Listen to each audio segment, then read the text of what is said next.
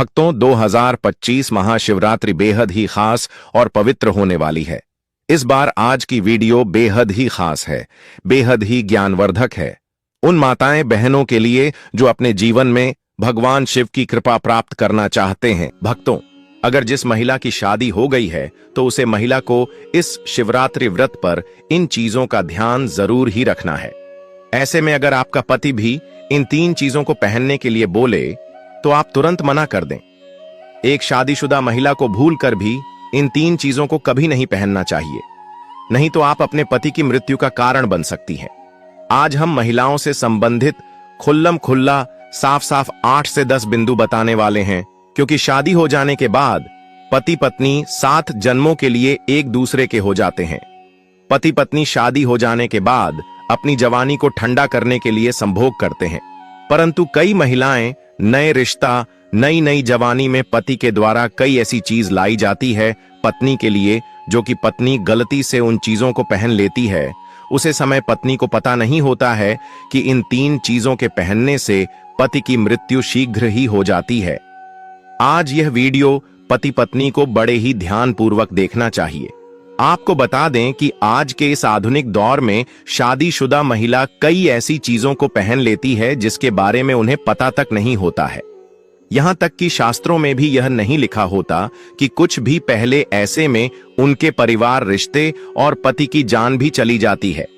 तो ऐसे में जानते हैं कि आखिर में 3 चीज कौन सी है जो महिलाओं को कभी नहीं पहननी चाहिए।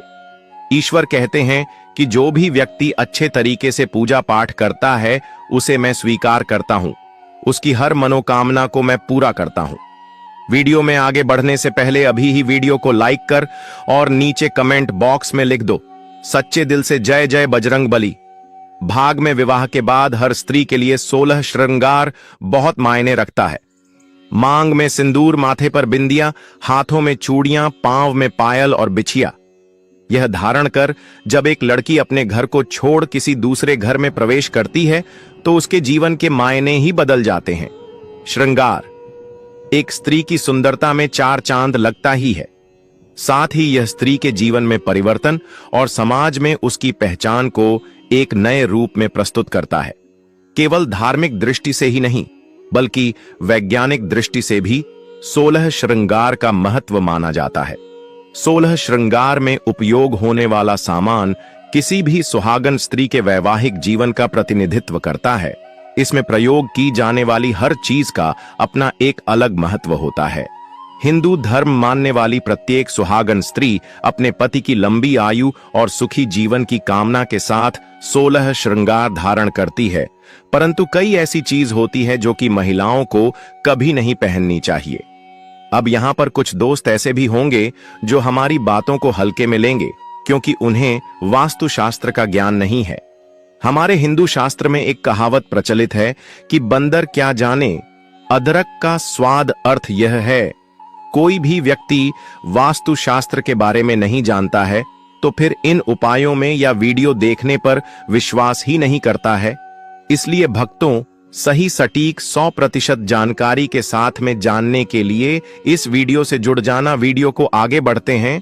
आपके पास अभी जितने भी काम हैं उनको साइड में रख दीजिए, ध्यानपूर्वक जो आपको बताया जा रहा है।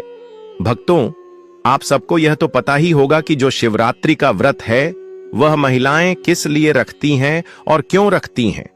अगर ना पता हो तो चलिए मैं आपको वह भी बता देता हूं। जो शिवरात्रि का व्रत होता है वह महिलाएं, अपने जो शादीशुदा महिलाएं होती हैं, वह अपने पति की दीर्घायु के लिए रखती है, जबकि कुंवारी महिला, कुंवारी लड़कियां अभी शिवरात्रि का व्रत रख सकती हैं। अगर किसी को मनचाहा भर प्राप्त करना है तो वह भी अपने मनचाहा बार की प्राप्ति के लिए भी इस व्रत को कर सकती है। अगर कोई सच्ची मंच श्रद्धा से इस व्रत को रखता है तो उसकी मनोकामना शीघ्र ही पूर्ण हो जाती है। कहा जाता है कि माता पार्वती ने भी भगवान भोलेनाथ को प्राप्त करने के लिए इस व्रत की तपस्या की थी। तभी से इस व्रत को हमारे जो धरती पर मनाया जा रहा है। तो आप सबको यह भी पता होगा कि इस वर्ष शिवरात्रि 2025 में 26 फरवरी को मनाया जाएगा। चलिए अब आगे उन चीजों के बारे में भी जान लेते हैं जिस बारे में हम पहले बात कर रहे थे। उसे देखिए और सुनिए। नंबर 1, शास्त्रों में स्पष्ट बताया गया है कि किसी भी शादीशुदा महिला को एकदम सफाचट सफेद रंग का वस्त्र कभी नहीं पहनना चाहिए। ऐसा करने से आपके मान सम्मान को ठेस पहुंच सकती है।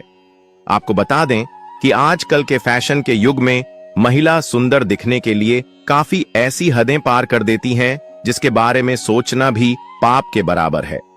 वास्तुशास्त्र के अनुसार सफेद रंग की साड़ी या सूट कभी नहीं का। कारण यह है कि सफेद रंग की साड़ी को पहनने से पतिव्रता धर्म बिल्कुल खत्म हो जाता है और उनके रिश्ते में नकारात्मक ऊर्जा का आगमन हो जाता है, क्योंकि यह लिबास विधवा होने का है। ऐसे में आप अपने पति की मृत्यु का कारण बन सकती हैं, इसीलिए हो जाएं सावधान। वहीं अगर आप सफेद रंग का वस्त्र पहनना चाहती हैं, और भक्तों ऐसा भी कहा जाता है कि जो सफेद कलर का वास्तु होता है वह विधवा ही पहनती है, इसलिए सफेद रंग को विधवा का प्रतीक भी माना जाता है। इसलिए सुहागन महिला को जितना हो सके सफेद रंग से दूर रहना चाहिए। तो ऐसा पहने जिसमें कुछ और रंग भी जरूर हो, लेकिन एकदम सफेद रंग का कपड़ा कभी ना पहने। नंबर 2, इस आधुनिक दौड़ में महिलाएं सुंदर दिखने के लिए पैरों में सोने की पायल और बिछिया पहन लेती हैं, जो कि शादीशुदा महिलाओं के लिए पूरी तरह से अशुभ माना जाता है। पैरों में सोने से बनी हुई चीजों को पहनने से कुबेर महाराज का अपमान होता है, और जिसके कारण आपके परिवार से रिश्ते टूट सकते हैं और कई सारी परेशानियों का आगमन भी हो सकता है। इसीलिए सोने को पर में कभी ना पहने। पैरों में सोना पहनने से पाप लगता है, इसीलिए हो जाएं सावधान। सोना पहनने से पाप लगता है, इसीलिए हो जाएं सावधान। नंबर 3, और मंगलसूत्र का महत्व। धर्म के अनुसार शादी अधूरी मानी जाती है। आपको बता दें, यह तो सभी लोग जानते हैं कि हिंदू महिलाओं के लिए सिंदूर सुहाग की निशानी होती है। इसे वे अपने पति की खुशी से जोड़ती है। ऐसे में अगर जो महिला विवाहित होकर भी सिंदूर ना लगे तो दुनिया का सबसे बड़ा पाप माना गया है, और आपके इस पवित्र रिश्ते को और व्यक्ति मनुष्य का नाम दे सकते हैं। इसीलिए मांग में सिंदूर होना आवश्यक है। वही मंगलसूत्र का भी बड़ा महत्व है। मंगलसूत्र में सोना या पीतल भले ही ना लगा हो, लेकिन पीले धागे में काले मोती जरूर होने चाहिए। ऐसा माना जाता है कि मंगलसूत्र का पीला हिस्सा माता पार्वती और कल हिस्सा भगवान शिव माना गया है। शास्त्रों के अनुसार शादी होने के बावजूद भी जो महिलाएं मंगलसूत्र ना पहनती हैं तो सबसे बड़ा पाप है। ऐसे में आपके रिश्ते पर कलंक लग सकता है। इसीलिए एक शादीशुदा महिला को मंगलसूत्र अवश्य पहनना चाहिए। अगर आपके पास मंगलसूत्र नहीं है तो कम से कम गले में काला धागा तो पहन सकते हैं। दोस्तों, क्या आप जानते हैं कि अगर सिंदूर में एक ऐसी चीज रख दी जाए जो आपके लिए और आपके परिवार के लिए बेहद शुभ हो? क्या आप ऐसी चीज के बारे में जानते हैं? अगर नहीं तो तक जरूर देखिएगा, क्योंकि अब हम बताने वाले हैं कि ऐसी कौन सी चीज है जो सिंदूर की डिब्बी में रखनी चाहिए और जो वह कई कार्यों में बहुत शुभ है। धार्मिक मान्यता के अनुसार सिंदूर लगाने के कई नियम होते हैं जिनका पालन करना अनिवार्य होता है। लगाने के संदर्भ में जो भी नियम बनाए गए हैं, सभी सुहागिन महिलाओं को इन नियमों का विधिपूर्वक ना चाहिए। उनके जीवन में परेशानियां उत्पन्न होने लगती हैं जो महिलाएं सिंदूर के नियमों का पालन नहीं करती। ऐसी महिलाओं के पति को धन तथा स्वास्थ्य संबंधी समस्याओं का सामना करना है। तो आइए जानते हैं सिंदूर लगाने के वह कौन से नियम है जिनका पालन हर महिलाओं को करना चाहिए। नंबर 1, सिंदूर का गिरना बहुत ही अपशगुन माना जाता है, इसीलिए हमें हमेशा बच्चों से दूर रखना चाहिए। अगर आप किसी ऐसी जगह पर रखेंगे तो बच्चे से हाथ लगाएंगे और यह गिर सकता है। नंबर 2, मांग के लिए आप हमेशा ही सुख सिंदूर का ही इस्तेमाल करें। आजकल मार्केट में ट्रेन के लिए कई तरह के लिक्विड सिंदूर भी उपलब्ध है, लेकिन वह लगते अच्छे नहीं होते। कई महिलाओं को लगता है कि सिंदूर लगाते समय उनके माथे पर गिर जाता है, तो माथे से सिंदूर का गिरना बहुत शुभ होता है। मतलब है कि आपका पति आपसे बहुत प्यार करता है।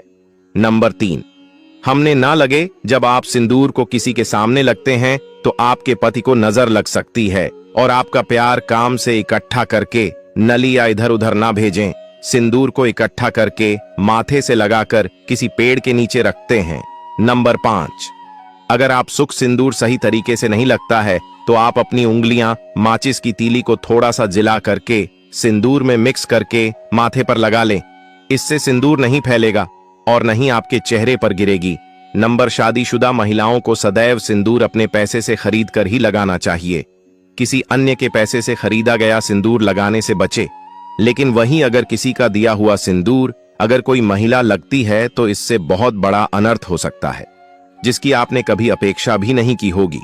और साथ ही धन वैभव की कमी और पति को किसी भी तरह से सफलता न मिलाना, घर में क्लेश का वातावरण रहना।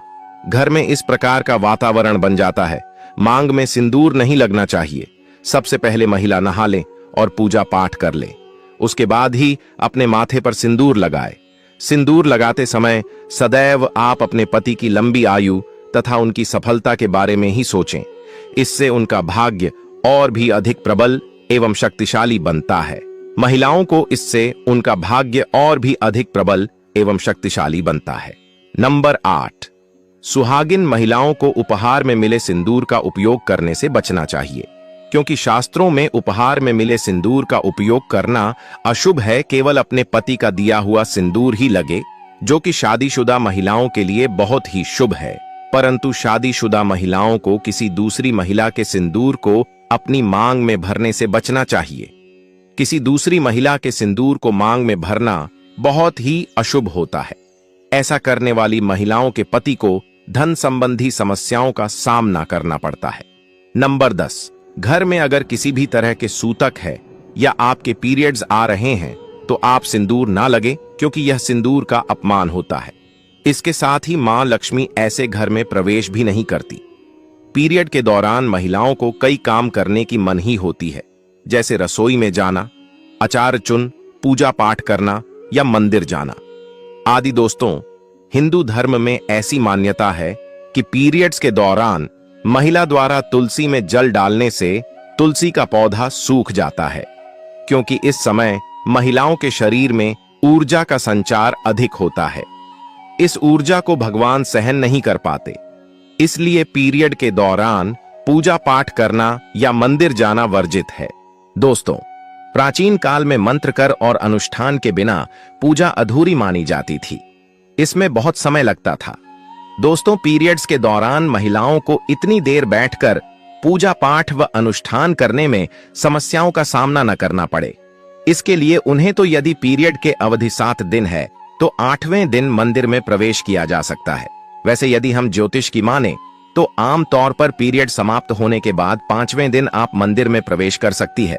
दोस्तों, व्रत के बीच में ही अगर किसी महिला के पीरियड्स आ जाएं तो ऐसे में महिला को अपना व्रत पूरा करना चाहिए। पीरियड्स के दौरान भी मन में भगवान के प्रति आस्था काम ना हो। भगवान के लिए मां की शुद्धता सबसे ज्यादा जरूरी है, शारीरिक शुद्धता बाद में आती है। दोस्तों, व्रत के दौरान अगर किसी विशेष पूजा का संकल्प लिया गया है तो पीरियड के दौरान आप दूर बैठकर उसे धार्मिक काम को किसी अन्य व्यक्ति के जरिए करवा सकती हैं। पीरियड्स के दौरान भी व्रत के सभी नियमों का पालन करना चाहिए। ऐसे में प्रभु के मित्रों का ज्यादा से ज्यादा मनन करें। किसी विशेष पाठ का जाप करना चाहती हैं तो फोन के जरिए पाठ पढ़ सकती है। पीरियड्स के दौरान स्वच्छता का ख्याल रखना बेहद जरूरी है। स्नान के बाद साफ वस्त्र पहनकर ही मंत्र और पाठ करें। धार्मिक मान्यताओं के अनुसार पीरियड्स वाले दिनों में महिलाओं को सिंदूर लगाना चाहिए या नहीं। सिंदूर, जिसे कुमकुम के नाम से भी जाना जाता है, इस मुख्य रूप से विवाह का प्रतीक माना जाता है। ऐसा माना जाता है कि हिंदू शादी की रस्म तभी पूरी होती है जब वह मंडप में वधू की मांग में सिंदूर लगता है। सिंदूर को विवाह का प्रतीक माना जाता है। विवाहित महिलाएं अपने माथे के बीच से सर के मध्य तक बालों के बीच में सिंदूर लगाती है। दरअसल यह प्रथा सदियों से चली आ रही है और मांग में सिंदूर लगाना सुहागिनों के मुख्य श्रृंगार में से एक माना जाता है। अधिकांश हिंदू विवाह समारोह में सिंदूर लगाने की रस्म सबसे महत्वपूर्ण रीति रिवाज में से एक होती है और शादी के बाद भी सिंदूर लगाने के नियम होते हैं, जिसे हर एक सुहागिन स्त्री ध्यान में रखती है। क्योंकि सिंदूर को सुहाग का प्रतीक माना जाता है, इसलिए महिलाएं पति की लंबी उम्र की कामना के साथ मांग में सिंदूर लगाती है। भक्तों, शास्त्रों में तो सिंदूर लगाना बेहद ही शुभ माना गया है। लेकिन पीरियड्स के दौरान जो विवाहित महिलाएं होती हैं उन्हें अशुद्ध माना जाता है, इसलिए उनको पीरियड्स में सिंदूर नहीं लगना चाहिए। माताएं और बहाने, मैं आपसे एक निवेदन करना चाहता हूं, आप हो सके जितना इस महाशिवरात्रि व्रत के दौरान इन कार्यों से बचना चाहिए। भूलकर भी ऐसी कोई भी कार्य न करें जिससे महादेव आपसे क्रोधित हो। महाशिवरात्रि का व्रत पूरे वर्ष भर में एक बार ही आता है। और हां भक्तों, एक बात और क्लियर कर दूं, मैं यहां पर जो भी माताएं और बहनें हैं, जैसे कि जो शादीशुदा औरतें होती हैं, उनको एक काम जरूर करना है। जब भी आप पूजा पाठ करें, कोई भी छोटा मोटा पूजा पाठ हो, और यहां पर तो हम शिवरात्रि की बात कर रहे हैं, जैसे कि शिवरात्रि का व्रत है, तो उसे दिन आपके पूरे 16 सिंगर पहनकर ही आपको पूजा करना है। खासकर एक कर तो जरूरी करना है, जैसे कि आपकी शादी का जो सिंदूर है, आपको उसे सिंदूर को जरूर ही लगाना है। यह काफी ज्यादा शुभ माना जाता है।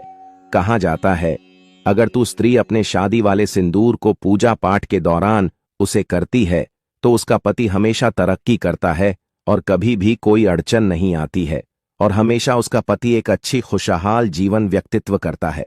दोस्तों, आज की शास्त्रों संबंधित वीडियो में यह जानकारी आपको कैसी लगी, हमें कमेंट बॉक्स में जरूर बताएं, और कमेंट बॉक्स में सच्चे दिल से हर हर महादेव जय मां। व्रत की सफलता के लिए लोग शिवलिंग पर बेलपत्र चढ़ाते हैं।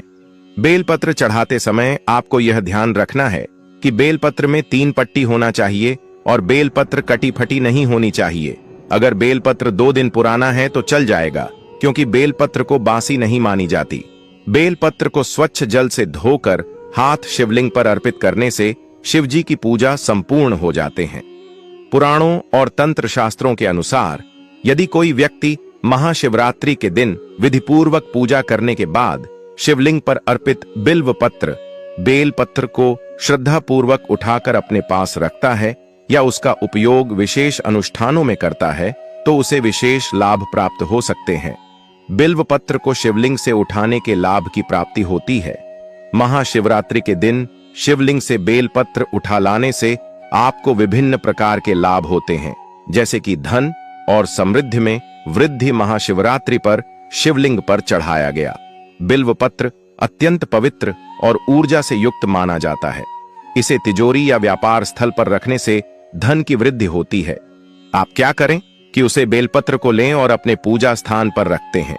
उसे अगले दिन एक लाल कलर के कपड़े में रखकर अपने तिजोरी में रख दें, जहां पर आप अपना ध्यान रखते हैं। इस उपाय को करने से आपका धन खत्म नहीं होगा और उसमें बढ़ोतरी होगी। माता लक्ष्मी आपसे प्रसन्न हो जाएंगे और आपके घर में हमेशा के लिए बात करेंगी। नौकरी और व्यापार में सफलता मिलती है। स्वास्थ्य में सुधार। शिवलिंग से उठाया गया बिल्व पत्र यदि नियमित रूप से जल में डालकर पिया जाए तो शरीर से नकारात्मक ऊर्जा दूर होती है। यह मानसिक शांति प्रदान करता है और अवसाद, डिप्रेशन कम करता है। आयुर्वेद में भी बिल्व पत्र का उपयोग अनेक औषधीय गुणों के लिए किया जाता है। शिवलिंग पर जो बेलपत्र शिवरात्रि के दिन चढ़ाया जाता है वह अमृत के सामान्य तुल्य होता है। अगर आप उसे बेलपत्र को अपने घर ले आते हो और उसका उपयोग आप किसी भी बीमारी में कर सकते हो, किसी भी बड़ी से बड़ी बीमारी क्यों ना हो, कुछ ही दिन में हमेशा के लिए खत्म हो जाएगी। पारिवारिक सुख और शांति।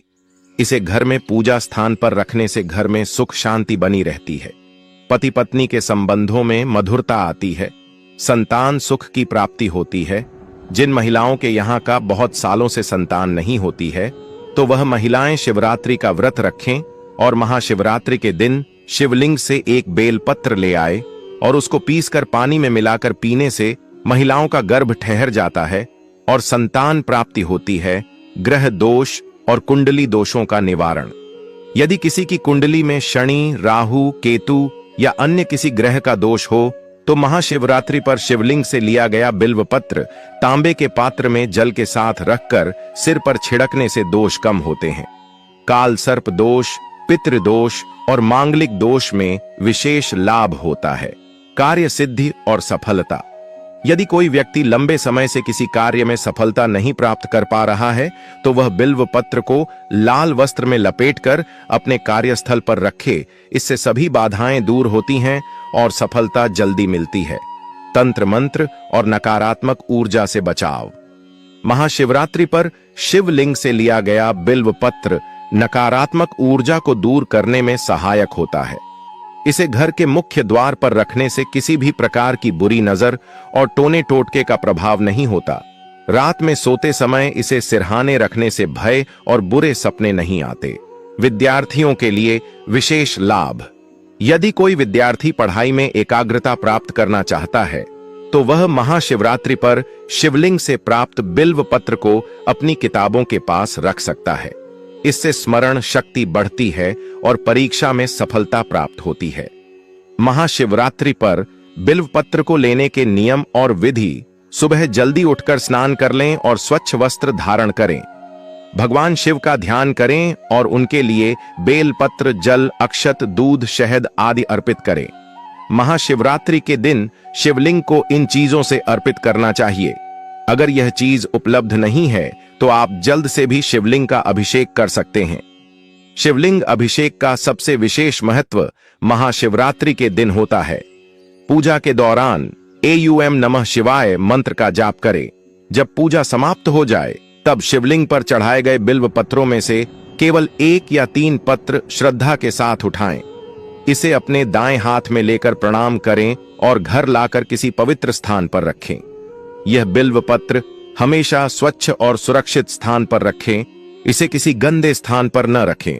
दोस्तों, आपको हम बता दें कि शिवलिंग से हम हर प्रकार की चीज उठाकर नहीं ला सकते। जो चीज हम आपको बताएं आपको वही उठाकर लाना है। और बिलपत्र को उठाते समय कुछ विशेष जानकारी है जिनको अब हम आपको बता देते हैं।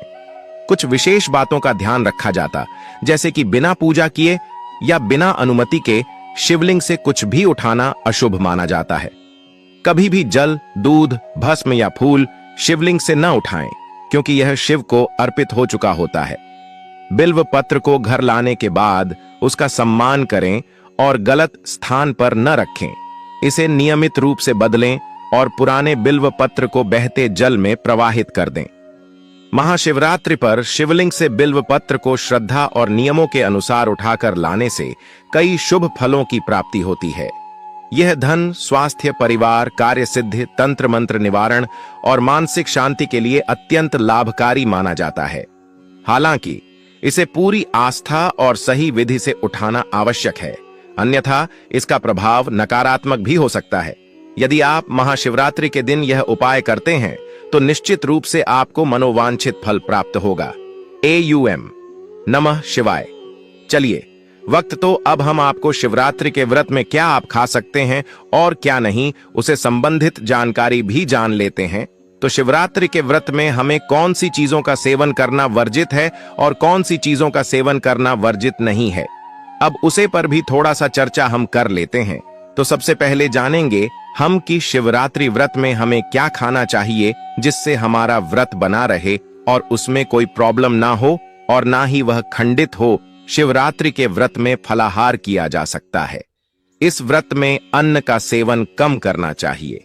वहीं कुछ खास तरह के व्रत भोजन किए जा सकते हैं। शिवरात्रि के व्रत में क्या खाया जा सकता है? सेब, केला, संतरा, अनार जैसे फल खाए जा सकते हैं। साबूदाने की खिचड़ी, लड्डू, हलवा खाए जा सकते हैं। कुत्तू के आटे से बनी चीजें जैसे हलवा, पूरी, पराठा खाए जा सकते हैं। नारियल पानी और समा चावल की खीर भी खाई जा सकती है। ड्राई फ्रूट्स जैसे काजू, किशमिश, बादाम, मखाना खाए जा सकते हैं। ठंडाई पी जा सकती है। धनिया, जीरा और सौंफ जैसे धान्य भी खाए जा सकते हैं। और भक्तों, एक और महत्वपूर्ण चीज, जैसे आप शिवरात्रि के व्रत में खिचड़ी, जो साबूदाने की खिचड़ी है, उसको खाना सबसे ज्यादा शुभ माना जाता है। कहा जाता है कि अगर आप शिवरात्रि के दिन अगर सकूदने की खिचड़ी बनाते हैं और उसका दान पूर्ण करते हैं तो इसको हिंदू शास्त्र में काफी ज्यादा शुभ माना जाता है। कहा जाता है कि आप फला के दौरान अगर आप खिचड़ी बना रहे हैं तो अगर पहले आप बना ले उसको और आप उसको व्रत के बाद तब खा, जब उसको आप एक किसी कन्या को जरूर दे दें और कन्या को देने के बाद खुद फलाहार करें। अगर आप ऐसा करते हैं तो यह आपके लिए बहुत ही ज्यादा अच्छा होगा। चलिए भक्तों, यहाँ पर हमने उन चीजों के बारे में जाना जो हमें व्रत के दौरान करना चाहिए। अब हम आपको एक और महत्वपूर्ण जानकारी बता देते हैं। जैसे कि आपके यहाँ व्रत रखते हैं तो कब फलाहार किया जाता है, आप कमेंट बॉक्स में जरूर बताएं। तो चलिए हम आपको यह बता देते कि आपको फलाहार कब और कैसे करना है। जिस दिन शिवरात्रि का व्रत रखता है, आपको उसे दिन पूरे दिन भर ही व्रत रखना होता है। आप इस व्रत में पानी पी सकते हैं पर फलाहार नहीं कर सके। अगर आप दिन में एक बार फलाहार करते हैं तो आपको रात को नहीं करना है और ना ही खाना खाना है। अगर आप रात के टाइम फलाहार कर सकते हैं, आप कोई भी टाइम एक टाइम फल वगैरह खा सकते हैं और हो सके तो आप खिचड़ी वगैरह भी बनाकर खा सकते हैं। इस व्रत में आपको सुबह खाना खाना होता है, नहाने के बाद, और उसके बाद शिव जी की पूजा अर्चना करने के बाद आपको जो भी अपने अपने लिए खाना बनाया है उसको थोड़ा सा शिव जी को चढ़ाना होता है और उसके बाद आप अपने व्रत का खुलासा कर सकते हैं। तो भक्तों, आप कमेंट बॉक्स में जरूर बताएं कि आपके यहाँ व्रत कैसे किया जाता है और कब व्रत का पारण किया जाता है। अब जान लेते हैं कि शिवरात्रि के व्रत में कौन सी चीज है हमें नहीं करना चाहिए और उन चीजों के सेवन से हमें बचाना चाहिए। शिवरात्रि के व्रत में क्या नहीं खाना चाहिए? गेहूं या चावल का सेवन नहीं करना चाहिए। साबुत अनाज से बनी कोई भी चीज नहीं खानी चाहिए। लहसुन और प्याज का सेवन नहीं करना चाहिए। कहा जाता है कि प्याज और लहसुन मांस माद्रा के सेवन में आता है, इसलिए हो सके तो आप प्याज और लहसुन से दूर रहे। ज्यादा तला भुना नहीं खाना चाहिए। दूध और दही का सेवन करने से बचना चाहिए। शिवरात्रि के व्रत में अगर बिना नमक के रह पाना मुश्किल हो तो सेंधा नमक का इस्तेमाल किया जा सकता है। भक्ति, आपको यह शिवरात्रि से संबंधित जानकारी कैसी लगी? कमेंट बॉक्स में जरूर बताएं। और अगर आपने अभी तक कमेंट बॉक्स में हर हर महादेव जय मां पार्वती ना लगाओ तो जरूर लिखें। अगर चैनल पर नए हैं तो चैनल को सब्सक्राइब जरूर ही कर लीजिएगा ताकि और भी शिवरात्रि से संबंधित ज्ञानवर्धक जानकारी आपको सीधे नोटिफिकेशन के माध्यम से आपको सबसे पहले प्राप्त हो सके। वीडियो के अंत तक बने रहने के लिए आप सभी का धन्यवाद। ओम नमः शिवाय। मिलते हैं नेक्स्ट वीडियो में।